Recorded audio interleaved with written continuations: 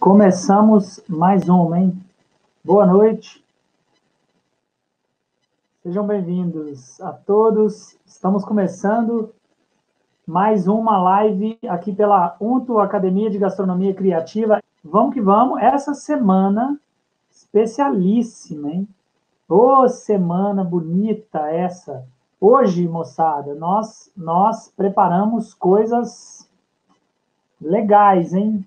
Legais para vocês, né? A temática de hoje e de amanhã é construindo sabor, né? Para profissionais aí do setor de alimentação, claro, também entusiastas, amigos, colegas, enfim, quem estiver na área aí com a gente. Vamos lá, a gente vai falar de construção de sabor hoje e um pouquinho de bases, né? De bases clássicas de sabor.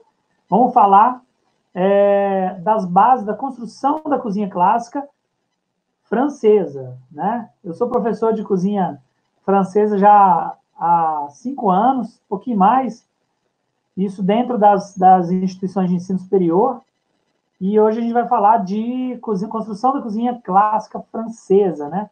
5 anos e meio, né? Já quase indo para os 6 anos aí de cozinha francesa, e a gente vai falar um pouco dessas construções da cozinha clássica francesa, e eu vou jogar algumas provocações para vocês. A primeira delas é... Quem é meu aluno não vale falar agora, hein? Não vale contar agora a resposta, mas pode falar assim, eu sei, tal, né? Se souber. Primeira pergunta que a gente vai falar daqui a pouquinho sobre isso é o que significa pansage no processo de construção de sabor da cozinha clássica europeia, vamos dizer assim. O que é pansage? E aí vamos que vamos. Mas vamos lá, hein? Vamos começar, então, na ordem certa. Fechou? A gente vai falar das bases da cozinha, construção de sabor, e no final vou jogar umas pulgas. No meio para o final, vou começar a jogar pulgas atrás da orelha. Maravilha? Então, vamos lá. A base de construção de sabor, a gente tem, assim, 2 elementos principais, super emblemáticos, de questões aromáticas e que são base de construção de sabor, que a gente entende dessa produção aí, dessa construção da cozinha clássica europeia, que é o que a gente toma por base de cozinha, a gente do Brasil e a gente do Ocidente. Então, a gente tem, vamos falar assim, 2 subdivisões interessantes aí, para a gente falar de aromáticos, fechou? Então, quando a gente vai falar de aromáticos, a gente vai para 2 lugares. Primeiro, a gente vai para o Bouquet Garni, né? E a gente vai para o Sachet d'Épices. Isso representa um lugar de linha de sabor. Então, a gente está falando de Bouquet Garni e Sachet d'Épices, mas eu vou falar em breve. E a segunda linha de sabor é o do Mirepoix, né? A do Mirepoix que a gente conhece, essa é fácil, hein? Se a gente falar o que é o Mirepoix, essas aí vocês já podem escrever aí o que é o Mirepoix, tá valendo também, hein? Mas o que eu preciso dizer é que tanto essas 2 construções de sabor que a gente está falando, tanto do Bouquet Garni aqui, do Sachet d'Épices, quanto do Mirepoix aqui, eles nem sempre foram o que são hoje, né? Eles nem sempre foram o que a gente conhece hoje como Bouquet Garni, Sachet d'Épices e Mirepoix, ok? O Mirepoix tem 2 significados, e aí valendo também uma perguntinha, hoje está cheio de perguntas, valendo a perguntinha, o que significa o Mirepoix nos seus 2 significados, tá? Enquanto isso, eu vou falando da evolução dessas linhas de sabor. Primeiro, o Bouquet Garni, ele nem sempre teve a construção que ele tem hoje, de um montinho né, um punhado de ervas, vamos falar assim, juntos, presos, né, para a gente colocar numa base de construção de sabor. Numa sopa, vamos que vamos. Vamos falar do Mirepoix aí. Quem tiver informação do Mirepoix, o Mirepoix ele tem 2 sentidos na cozinha. Aí vocês vão me falar quais sentidos tem o mirepoix? Pode escrever aí, que a gente vai discutir isso. Então, a gente tem a formação básica do bouquet garni muito na construção da cozinha clássica francesa. E aí a gente está falando da Idade Média, mas principalmente da compilação que Carême faz da cozinha da Idade Média, né? E aí Carême vai pensar nessas estruturas de facilitar o processo. Então, todos os aromáticos eram trabalhados na feitura da cozinha, mas de uma maneira solta e sem a padronização. Depois vem Carême e começa a padronizar alguns processos. Dentre eles, a primeira formulação de bouquet garni e tudo mais, né, da forma que a gente conhece hoje. Porque existem relatos da cozinha clássica, da Idade Média, né, cozinheiros e já livros tal, que falavam de junção de ervas aromáticas para saborizar bases, né, o que a França sempre chamou de bouillon, né? E o bouillon ele não é uma construção pós-Idade Média. Na Idade Média já se fazia muito o bouillon, né? Do jeito que a gente conhece, que é o caldo, ok? Sachê de especiarias, é isso aí. Alguém tem a sugestão aí das duas funções, das duas atribuições do nome mirepoix? A Meire colocou aí, Meire. Satisfação, Meire. Seja bem-vinda aí. Meire colocou claro e escuro. Não é isso, hein, Meire? São duas atribuições. Para que a gente usa o mirepoix na cozinha? Né? De que forma? Quando eu falo assim, faz um mirepoix para mim, ou quando eu falo assim, já colocou o mirepoix? Pô, já dei a dica e já falei. Já falei aí o que é, né, que eu perguntei. Fala para mim quais são as duas formas que a gente usa mirepoix na cozinha. Enquanto isso, eu estou falando da construção do sachê de pis. Sabor e aroma, Meire, beleza, mas tudo bem. Sabor e aroma é o que ele é a consequência, mas quais são as duas coisas na cozinha que eu chamo de mirepoix? Fala para mim aí. São duas coisas. Eu posso destinar para um cozinheiro fazer um mirepoix e posso também falar para ele se ele já acrescentou um mirepoix, ok? Fala para mim aí. Bom, construção de sachê de pis e de bouquet garni é uma construção que foi se modificando com o tempo. Mas, basicamente, Carême vem impulsionar isso e ele vem falar para a gente de uma primeira sistematização assim que a cozinha clássica começa nessa construção da cozinha clássica que Carême fazia parte, né, através da monarquia, que acabou vendendo muito essa ideia do Carême, de um grande cozinheiro. E, claro, a monarquia precisava fazer isso por outros motivos. Não porque os sabores eram excepcionais, claro que eram, mas também havia ali uma questão política forte por trás de toda essa história. Mas nós estávamos falando da evolução do bouquet garni, do sachê de pis. Bouquet garni é, então, a construção daquele montinho de ervas. Hoje a gente faz amarrado, né? E aí ele tem ali um punhado de ervas que normalmente sobrevive, né? Resiste às cocções, ok? O barbantinho é para a gente conseguir tirar ele com facilidade, depois que ele perdeu a sua função. Qual que é a função? É tirar o sabor dele e passar para a base de sabor. Você está construindo o sabor. Lembra? A live é de construção de sabor.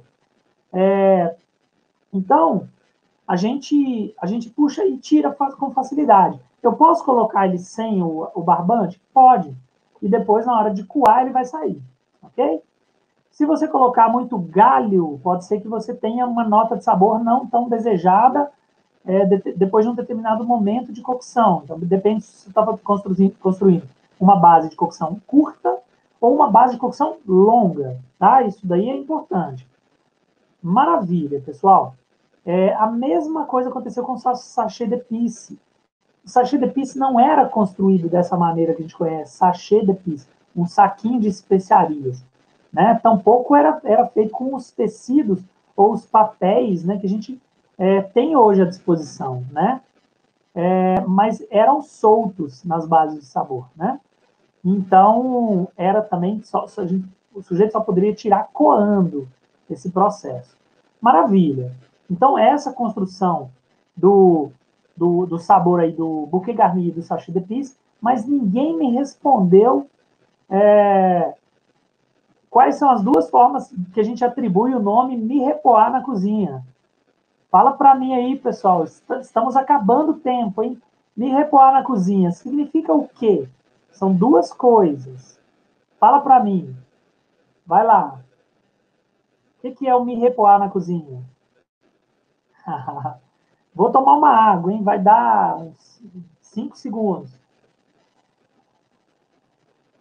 Aí, Andrezão. Aí, meu caro. Cristiano também colocou, mirepoix pode ser um corte ou uma junção de ervas, não de ervas, tá, Cristiano? Uma junção de compostos aromáticos, vamos falar sobre isso. Como base de sabor ou como ingrediente, os dois são a mesma coisa, hein, Marcelo? São a mesma coisa, tá? Base de sabor e ingrediente é a mesma coisa. Roberta, mirepoix como combinação de ingredientes para base de sabor ou como um tipo de corte, é isso aí, igual o Andrezão falou. É isso aí, André. Base de sabor, Meire, é uma das formas, tá? A segunda forma é como um corte, né? O corte, ele é um corte irregular. Por isso que eu falei, ó, você pode pedir para um cozinheiro fazer um mirepoix. O que é? Um corte. Faz um mirepoix aí para mim corta cenouras em mirepoix, né? Aí é um corte irregular, ok? Não tem um detalhamento de tamanho. Diferentemente, por exemplo, de um brunoise, ou de uma macedônia, ou de um batonnet, né? De tipos diferentes de corte, né?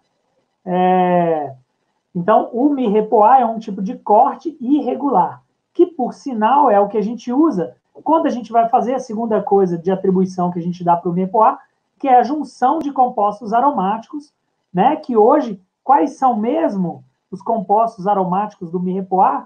Acho que vocês sabem aí. Quais são os compostos aromáticos do mirepoix? Vamos ver quem coloca primeiro, hein? Gatilho, dedo rápido no gatilho. Vamos lá, vamos ver quem aponta primeiro aí, quais são os elementos do mirepoix aí para a gente, elementos de sabor, né? Para a gente produzir sabor, na construção de sabor.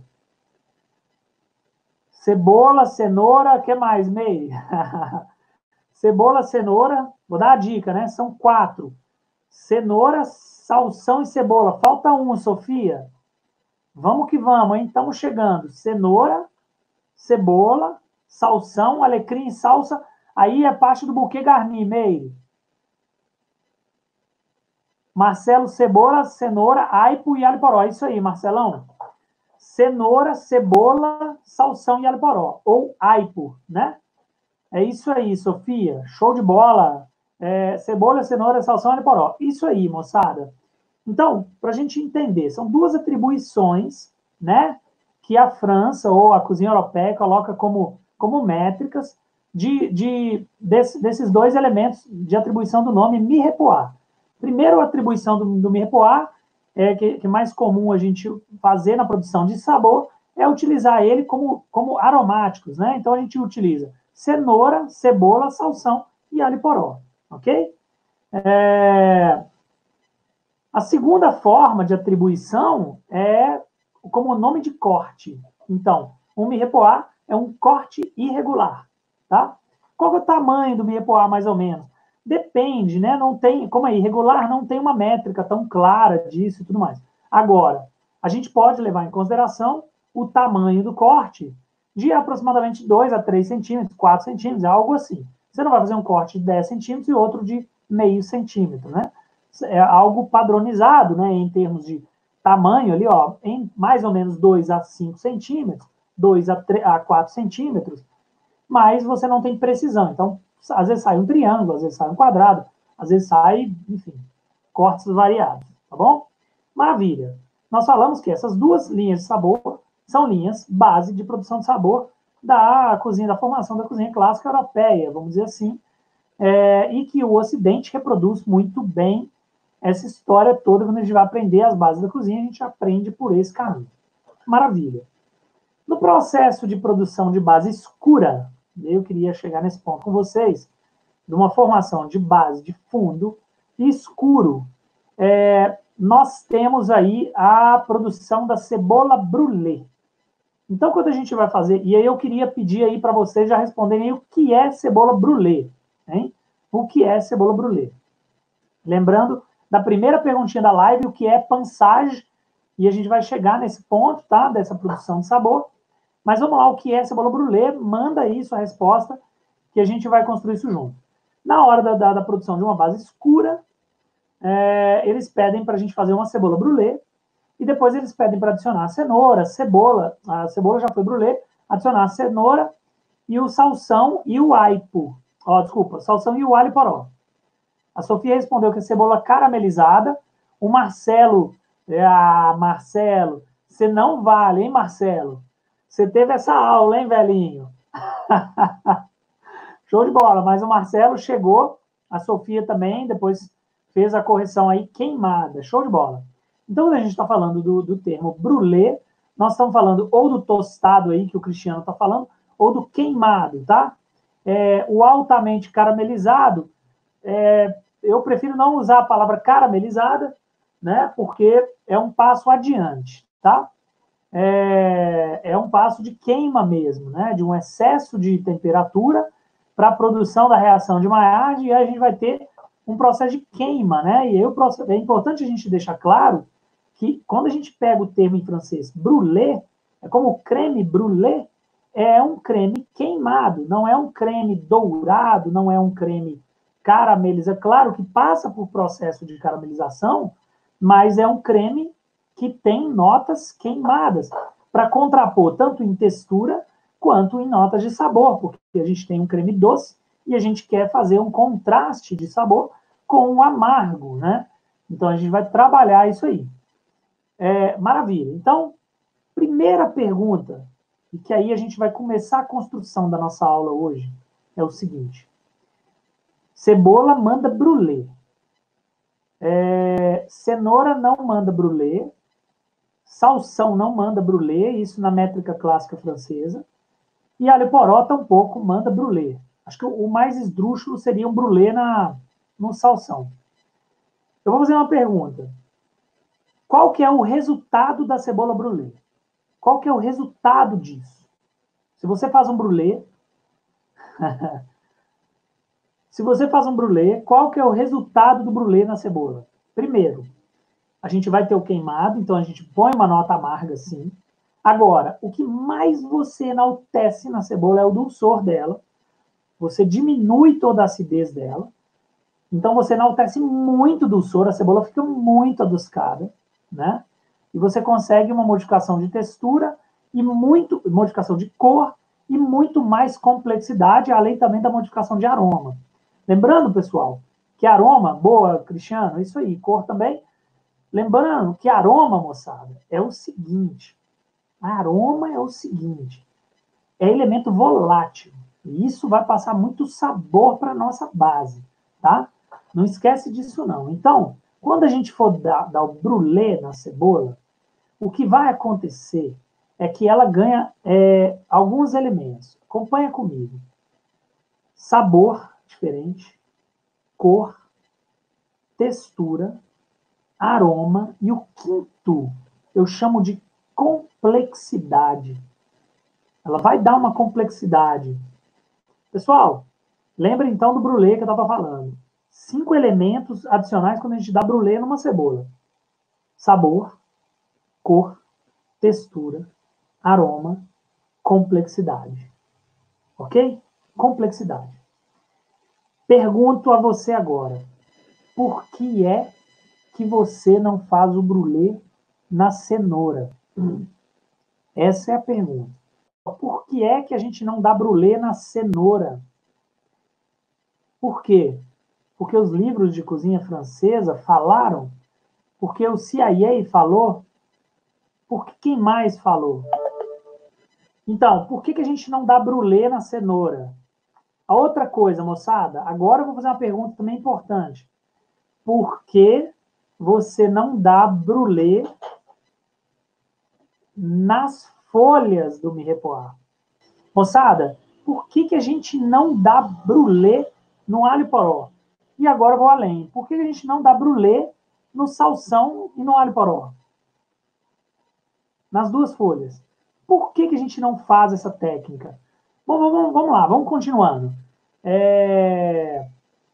Por que a gente não dá... Por que o Everton falou? Vamos lá, os açúcares que tem na cebola permitem caramelização melhor. Permitem, isso aí, o Everton.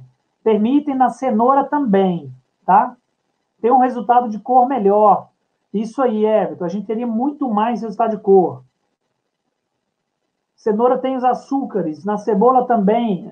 Aí eles vão ter um processo mais robusto da reação de Maillard, mas a gente, no alho poró, a gente vai ter muito isso.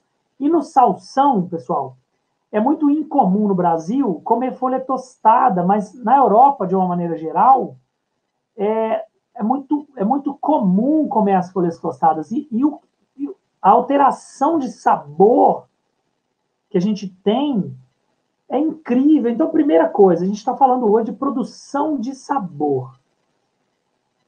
Eu já falei várias vezes com vocês que o cozinheiro ele acaba reproduzindo muito, mas a gente não está muito acostumado a questionar. Né? Então, eu vou perguntar novamente, por que a gente só faz brulê na cebola numa base dessa? Entende? A cebola douradona, ela já fica deliciosa. Agora, a cebola tostada para o brulê, né, com partes queimadas, ela fica espetacular. Agora, lembra daquela métrica? Sabor, cor, textura, aroma e complexidade. Se eu tenho isso na cebola, por que não fazer isso nos 4 elementos de Mirepoix? É só porque Carême não fazia? É só porque o Le Cordon Bleu não faz? Por que é que a gente não vai produzir isso? Essa é uma grande pergunta. Então, queria falar para vocês, em todas as produções de base, todas minhas, que são escuras, eu dou brulê em tudo. Mas eu sapeco é bonito e dou brulê muito forte. E aí o pessoal, às vezes, o pessoal que acaba vendo o meu processo e tudo mais, tem aulas comigo, fala, cara, não pode, isso vai ficar com gosto de queimado. Né? E aí eu repito o processo, tá, pessoal? Eu repito o processo com a carne, repito o processo, a gente vai dando brulê em tudo, né? Então, brulê, ele é um negócio sensacional para gente explorar. E a gente acaba completando isso de água e coloca lá a folha só na água, né? A gente não vai ter agregado nessa folha a complexidade que a gente podia ter agregado, né? Mas a gente poderia ter pensado nisso para puxar mais sabor. Então, uma das questões importantes que a gente precisa dizer é por que não, né? Vamos falar também um pouquinho, já que a gente está falando de Mirepoix, a produção de sabor, qual que é a quantidade ideal de produção de sabor para uma base bem feita? Quantidades ideais de Mirepoix. Então, a gente tem cenoura, cebola, salsão e poró, né? E a gente tem uma construção inicial, pessoal, isso quantidade, tá? Isso quantidade de base, assim. A gente tinha inicialmente a construção de cebola, cenoura e alho poró, e depois, desculpa, e salsão, e depois a gente entrou com alho poró. A modernização da cozinha clássica lembrou do acrescentou alho poró. Isso aí, Daniel. Repolho roxo tostado, a gente fez isso, a gente fez radicchio tostado. Boa lembrança, meu caro. Fizemos molho de alface, molho de radicchio tostado, molho de repolho tostado. E é isso, velho. Explorar um pouco mais. A gente precisa discordar, né, para a gente achar novas linhas de pensamento, né? Discordar no sentido bom, né, moçada? Então, vamos falar assim, a gente entrou sempre com 50% de cebola e a gente tinha 25% de cenoura e 25% de salsão. Também existem métricas que variavam isso, colocavam um pouco menos de salsão. Né? E depois entrou alho poró. Uma métrica legal que eu gosto de seguir é 50% de cebola e dividir o restante dos 50%. Ou 50% de cebola, 25% de cenoura, e os outros 25%, 12,5%, salsão e alho poró. Né? Eu gosto de repetir as doses de Mirepoix no final da cocção. Anota isso, porque faz sentido, moçada. Repetir o Mirepoix no final da cocção. Por que eu estou dizendo isso para vocês? Vejamos. Lembra que eu falei que a gente vai dar cor em tudo? A gente vai tostar tudo a partir de agora para a produção de base escura. Fechou? Quando eu coloco isso em contato com a água, você puxa ali uma cebola, ela estava preta numa face dela. Quando você puxa, ela já não está mais preta, ela doou essa cor para a água. E ela doou também sabor, ela doou também aroma, toda a complexidade dela, né? A textura e tudo mais. A gente vai falar sobre isso. Agora, importante a gente repor essa guarnição de repoar, essa guarnição aromática, no final, para a gente ter um frescor adicionado à nossa produção de base, se for isso que você deseja, né? Se você quiser uma coisa mais robusta, mais densa, mais corpulenta, talvez você não entre com esse frescor.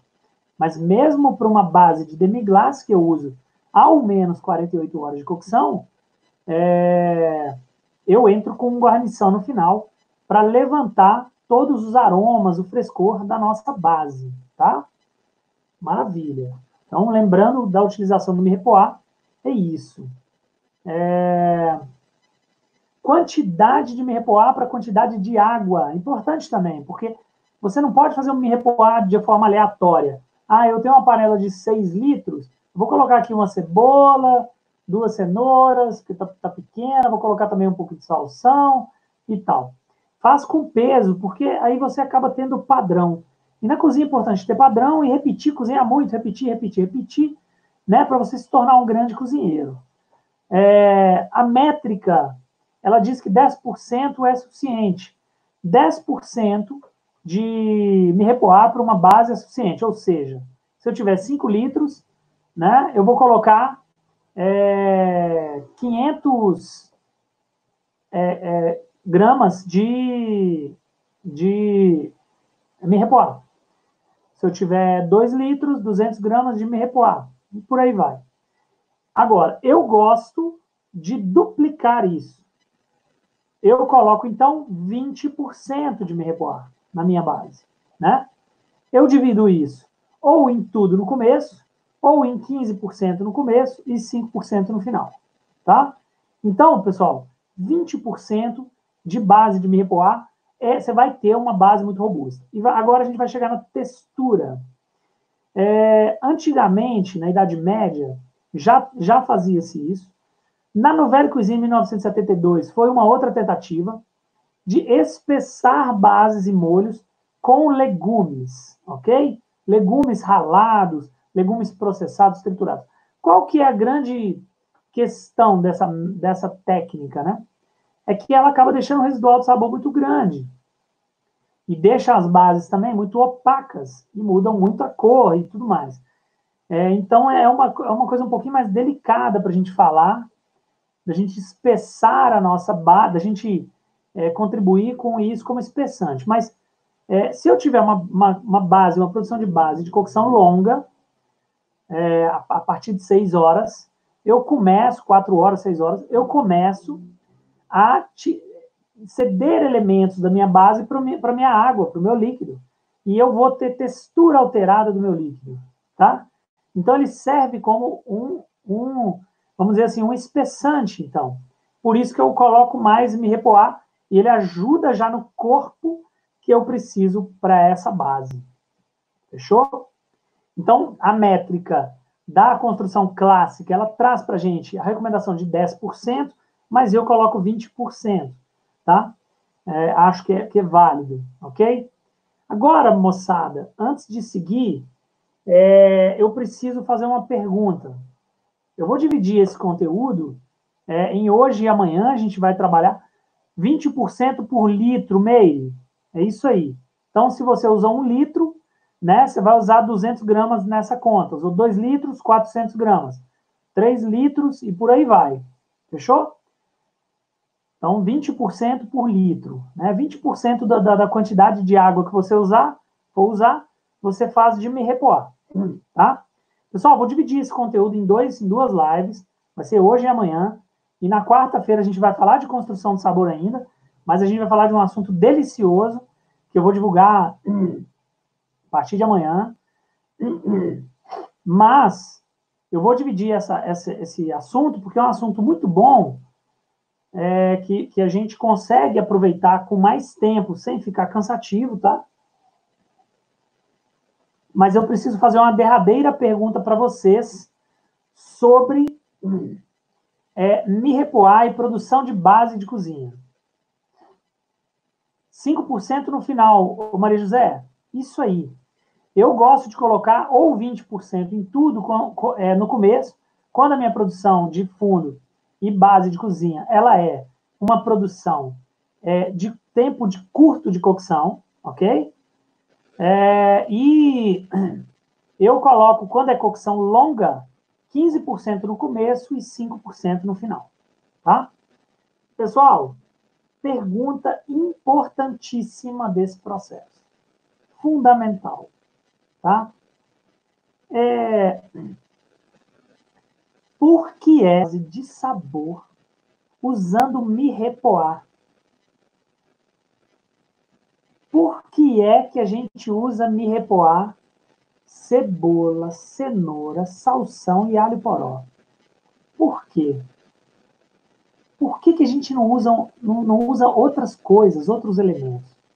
Então, eu vou colocar para vocês algumas das outras bases que a própria cozinha clássica francesa traz para a gente, mas que isso é muito pouco difundido, né?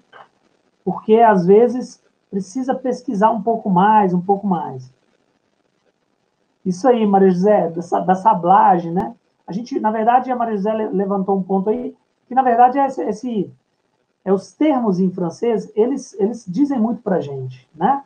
Então, a gente falar de sablagem, por exemplo, a gente falar de Mirepoix, tal, ele vai dar para a gente uma série de dicas quando a gente vai lá no termo e traduz ele, né? Por que a gente não usa outra base? Deixa eu dar para vocês um panorama de construção de base clássica francesa ainda, de Mirepoix que a gente não usa. Mirepoix branco, para produção de fundo claro. O que é Mirepoix branco? É cebola, cenoura dá para usar Mirepoix branco? Não tem jeito. Cebola, pastinaca. O que é pastinaca? Pastinaca é tipo uma cenoura, só que branca. É tipo a batata baroa, né? A cenoura amarela, que a gente chama, só que branca, entende? Outra base de sabor, branco, cogumelos.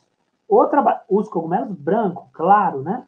Outra base de sabor, branca, alho. E por que, né? Por exemplo, o rabanete sem a casca. Rabanete sem casca.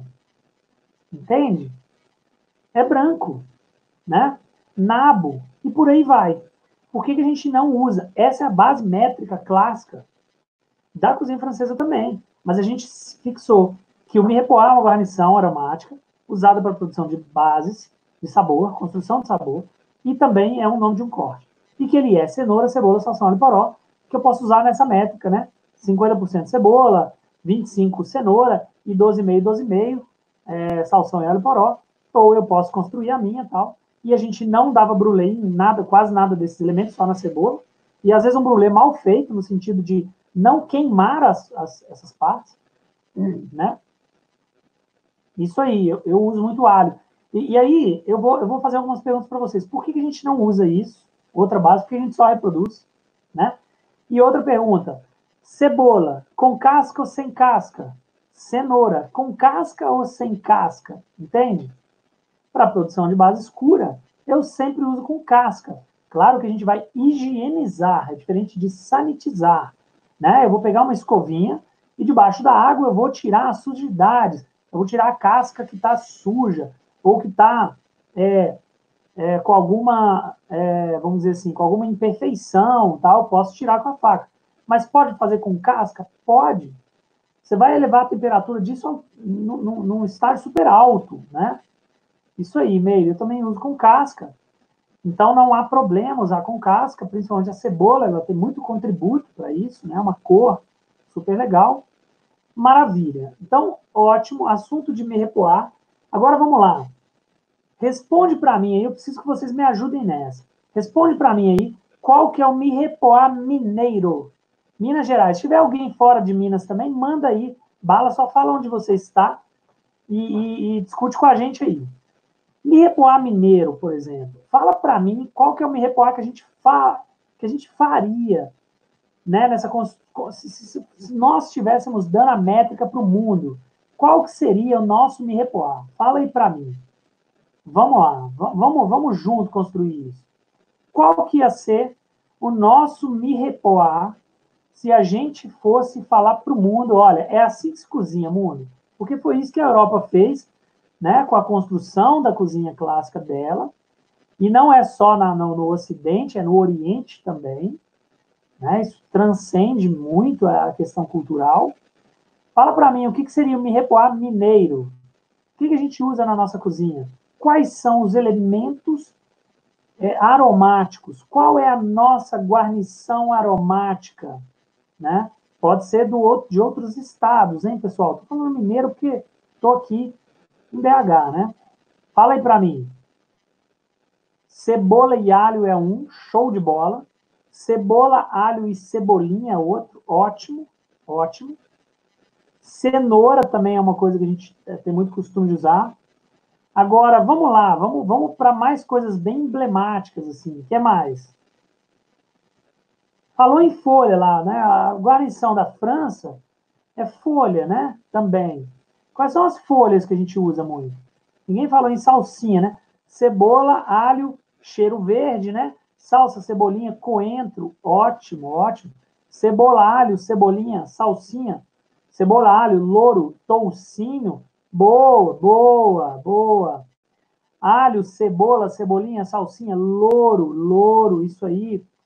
Pessoal, muito bom, bacon e tal. Agora, esquecemos de algumas coisas, né? Não dá para a gente usar, por exemplo, uma beldroega para fazer nosso mirepoix? Eu acredito que dá. Não dá para a gente usar a nossa... Não dá para a gente usar a nossa ora pro nobis? Eu acredito que dá. Aí, ó, o Everton mandou uma ótima aí, ó. Show de bola, moçada. Aqui, ó, quiabo tostado. Quiabo tostado é facílimo da gente fazer nosso mirepoix. Couve e tal. Serralha. Cara, serralha é delicioso. Marcelão, serralha é delicioso, meu caro. Sensacional. E a taioba? Ora pro nobis. E o giló, moçada? E o giló? E o giló é sensacional. Giló é sensacional. E por que a gente não faz, cara? Por que a gente não produz a nossa base de sabor? Por que nós rendemos a métrica clássica francesa ou europeia, né? Um medalhão com quiabo. Aí já é o prato, não é a base, mas é ótimo, beleza, é uma construção. Um medalhão com quiabo tostado, quer dizer, uma construção de sabor, né? Legal. Pessoal, eu queria falar para vocês uma coisa muito importante que pouca gente assim repara, é a coisa de observar a cozinha. É observar a cozinha, qual é o primórdio da cozinha mineira? É a cozinha da roça, é a cozinha de subsistência, a cozinha do quintal. Essa é a cozinha do primórdio de Minas Gerais, né? Mas não é só de Minas, é do Brasil, é do mundo, né? É a cozinha do quintal, essa é a cozinha raiz, vamos dizer assim. Agora, eu queria falar para vocês, mirepoix mineiro, na minha opinião, tem que ter defumado. Sabe, vou te explicar por quê. Cozinha regional, isso aí, é isso aí. Mostarda também, alguém falou mostarda, né? O Paulo, show de bola, o Cristiano também. Usar nossos elementos, é isso. Pessoal, tem que ter defumado numa base de sabor mineiro. Tem que ter. E por quê? Porque o mineiro, ele pendura em cima do fogão a lenha uma série de pertences, né? Vira trupico. Vira trupico. Que é aquela coisa que você dá, solta ali um pouquinho, para o cara provar antes, né? e já vai servir o almoço. É trupico, e é que está pendurado. É linguiça. A linguiça, ela tem que ter na base de sabor de construção mineira, uma linguiça defumada, né? E é algo que talvez o porco caipira, a cozinha mineira continua sendo muito europeia, claro, Carol, boa, ótimo, obrigado pela contribuição. Continua sendo muito europeia, né? Inclusive, se a gente for analisar tudo, né? A questão dos fornos, a lenha, né? Vamos falar assim, uma influência muito grande de uma série de lugares da Europa, né? Mas, sobretudo ali, alguns lugares da Alemanha com França, e aí a gente tem uma questão toda dos assados em brasa e lenha, enfim, claro, ótima consideração. Mas percebe, a gente ainda faz, eu vou pegar aí a linha de construção que a Carol soltou aí, a gente faz uma reprodução de cunho muito europeu, né? Não só o Brasil, não só Minas Gerais, né? Mas grande parte do mundo ainda respira essa provocação grande aqui é assim, por que a gente não repara nos elementos que nos cercam para produzir a base? Porque você faz um grande guisado de frango.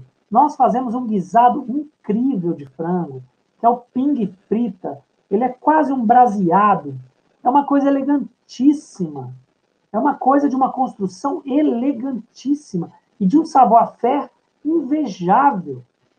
E aí a gente usa isso e faz e come aquilo num almoço de domingo com os parentes, com os amigos, e aí a gente vai fazer um evento e a gente faz uma base de construção clássica francesa.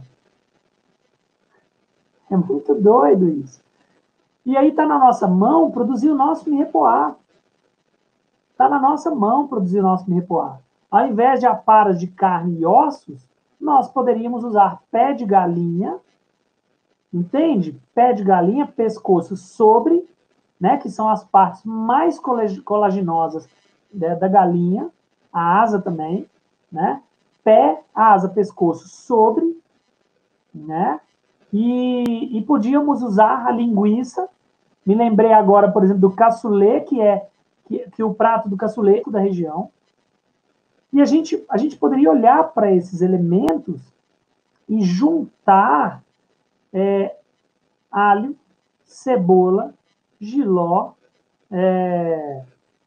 quiabo e, por exemplo, como elementos de carne, se for fazer um fundo de carne, uma parte de porco que estão ali no quintal, que é a cozinha de quintal, que é a cozinha de raiz, de você entender o que você tem à disposição para construir essa linha de sabor. Nós estamos falando de construir uma linha de sabor, né? Então, isso é muito importante a gente observar para a gente tentar criar a nossa base de sabor. Qual é o seu mirepoix para o seu próximo evento? Entende? Qual zona de base você vai acessar para, a partir de elementos da criatividade, criar a sua base de sabor, né? E a gente pode incluir aí uma série de outras questões. Isso, o Marcelo, bem apontado. Faltam ainda apropriações, geração de valor, entender o que é significado de ações, gesto culinário, trabalho, o que é o gesto de trabalho, o que fundamentar, articular com outras áreas, entender um pouco mais da sociologia, entender um pouco mais de psicologia, entender um pouco mais de filosofia, entender um pouco mais de outras questões, né? Falamos de errar semana passada, hein, Daniel? Mas é isso, a gente às vezes fica num conformismo, como você está apontando. E o medo de errar, que a gente não tem que ter, né?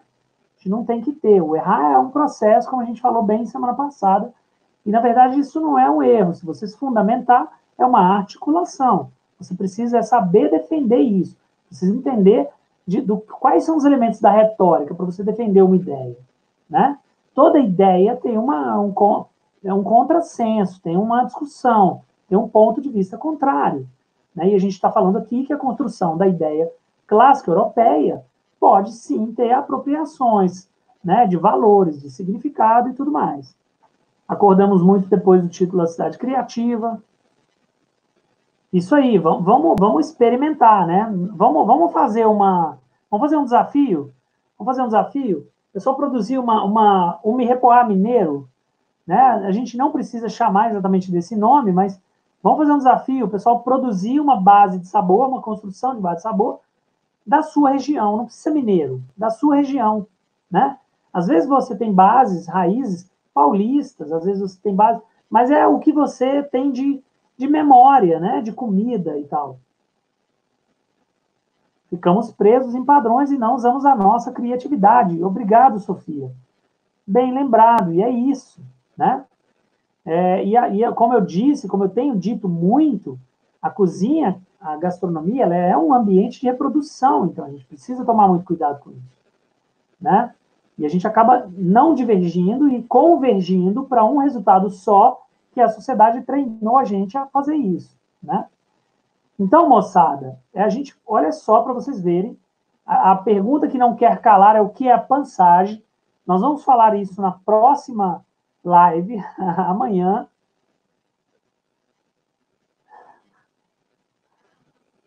Me repuai. Sensacional, Marcelo.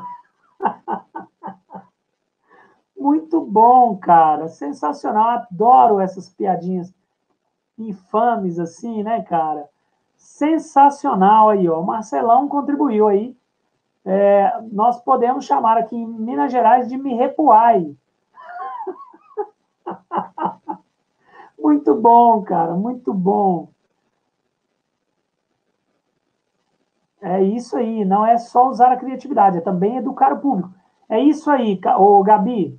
Gabi, a questão da educação do gosto, que pleiteia o movimento Slow Food, né? E as pessoas precisam se apropriar um pouco do Slow Food. O que, que é? Quais são os pilares, né? Eu já falei em outra live aí, que é legal a gente pegar, por exemplo, o manifesto do Slow Food. Vamos deixar, a equipe da UNTO, vamos deixar no Telegram o manifesto da materiais do Slow Food, tá? Nós vamos deixar no Telegram. Equipe, coloca por gentileza o link do Telegram e amanhã cedo a gente deixa o manifesto do Slow Food. Bem lembrado, Gabi. Obrigado, é isso aí. Não é só exatamente a criatividade. Você tem que ter alicerce, né? A Roberta, na minha casa, sempre vi a minha avó usando urucum. Aí, ó, não falamos isso, bem lembrado. Desde a época em que tínhamos um pé na nossa casa. Para mim, ele faz parte do meu me repoar, né? E é mais do que apenas para dar cor. Claro, a gente vai ter elementos de sabor ali, terra, né? Mais terra. Isso, sensacional. Muito bom, hein, moçada? Que bom, satisfação, hein? Bela troca, né? Bela troca. Pessoal, a pergunta que não quer... Bom, vamos deixar o desafio e a pergunta que não quer calar para amanhã, né? Que é o que é a pansagem. Nós vamos falar amanhã sobre pansagem. A Unto deixou aí o link do nosso Telegram, tá? É um canal que a gente fica mandando informações para vocês, né? E ali vocês, mais um lugar para vocês pegarem informações e tal. Te mandam um artigo, mandam uma divulgação de alguma coisa. Vamos mandar amanhã o material do Slow Food, ok? Sensacional. Desafio: produzir ou pensar aí um me repoar, ou, segundo o Marcelo, um me repoai. Muito bom, cara. Me repoai, né? Sensacional. Anotou essa aí, né, equipe? Me repoai. Vamos fazer, então, vocês ficam com o desafio aí de produzir com a ideia que vocês têm de sabor. A Roberta contribuiu lindamente aí, falando do que ela entende de sabor, da família dela e tudo mais. Vamos lembrar que isso parece muito com o curry, né? E o curry indiano, ele tem o curry pastoso, né? E o curry seco. A gente encontra hoje o curry pastoso e seco aqui no Brasil. Obviamente não é exatamente igual aos curries se você for lá para a Índia, mas cada família na Índia tem seu curry, né? Pessoal, temos 1 minuto, estamos acabando a nossa live. Queria agradecer muito, sensacional a participação de todos vocês. Começamos a falar de construção de sabor e colocamos algumas pulgas na orelha, atrás da orelha de vocês, para a construção do Mirepoix, aliás, do Mirepoix. Salve, salve, tamo junto. Amanhã a gente conversa mais. Vamos que vamos, junto, porque junto a gente chega muito mais longe. Obrigado, moçada. Valeu. Até amanhã. Vamos que vamos. Tchau.